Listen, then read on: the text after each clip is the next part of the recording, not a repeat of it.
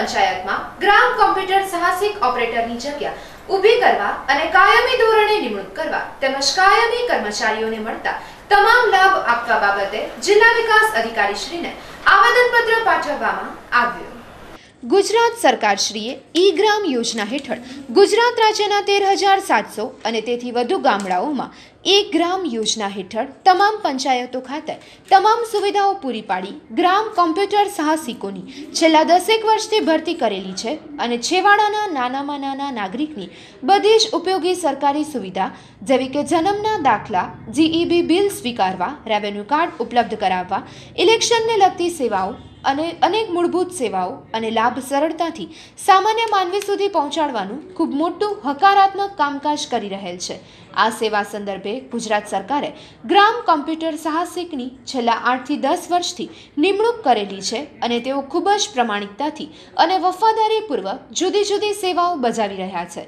ગુજરાત સરકાર તેમજ કેન્દ્ર સરકાર પણ હંમેશા પ્રમાણિક મહેનતુ નાગરિકો કર્મચારીઓના હિતમાં અવારનવાર ખૂબ જ હકારાત્મક નિર્ણય લઈ અને કર્મચારી તેમજ તેમની સાથે જોડાયેલ સમગ્ર કુટુંબના કલ્યાણનું કામકાજ કરી રહ્યા છે। છેલ્લા 8 થી 10 વર્ષથી તેઓ સળંગ સેવા બજાવી રહ્યા છે અને તેઓએ મિનિમમ વેજીસ જેટલું વળતર પણ મળતું નથી। કુટુંબનું બાળકોનું ભણતર, મેડિકલ ખર્ચ વગેરે ધ્યાને લેતા મોંઘવારીના સંદર્ભમાં તેઓ ખૂબ જ આર્થિક સંકળામણ ભોગવી રહ્યા છે।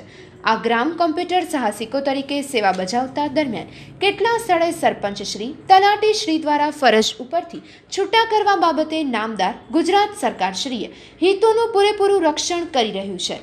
2004થી VCEને જે પણ મહેનતાણાના પૈસા ચૂકવવાના બાકી છે એ ઝડપથી ચૂકવવામાં આવે તેવી માંગ કરવામાં આવી હતી। મારું નામ નાતો પંકજ છે। અમે ઈ ગ્રામ વિશ્વગ્રામ યોજનામાં જોડાયેલા છીએ। અમે છેલ્લા 13 વર્ષથી કામ કરી રહ્યા છીએ, એ પણ વગર પગારે કામ કરી રહ્યા છીએ। કમિશન બેઝ ઉપર અમારો કામ કરી રહ્યા છીએ। અમે ઈ ગ્રામ વિશ્વગ્રામમાં અમે ગ્રામ પંચાયતમાં ઓલ ગુજરાતમાં 13,700 જેવા VC નિમણૂક કરેલી છે અમારી। અમે VC કહેવાય કોમ્પ્યુટર સાહસિક તરીકે। દરેક ગ્રામ પંચાયતમાં એક કોમ્પ્યુટર ઓપરેટર હોય અને બધી ગામજનોને ડિજિટલ જે સર્વિસો હોય છે, ડિજિટલ ગુજરાતની એ બધી અમને આપવાની હોય છે।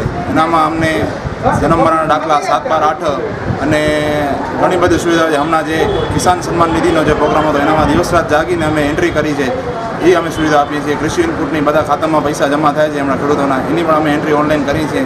ઘણી બધી અમે સુવિધા આપીએ છીએ, છતાં પણ અમને કોઈ જાતનો મહેનતાણું મળતો નથી। છેલ્લા 13 વર્ષથી કામગીરી કરીએ છીએ, છતાં પણ કોઈ જાતનું મહેનતાણું ચાલતું નથી। એના કારણે અમે જિલ્લા લેવલે, રાજ્ય લેવલે અમારો ઘણીવાર આવેદનપત્ર આપેલ છે, કલેક્ટર ઓફિસમાં ઘણીવાર આપેલ છે।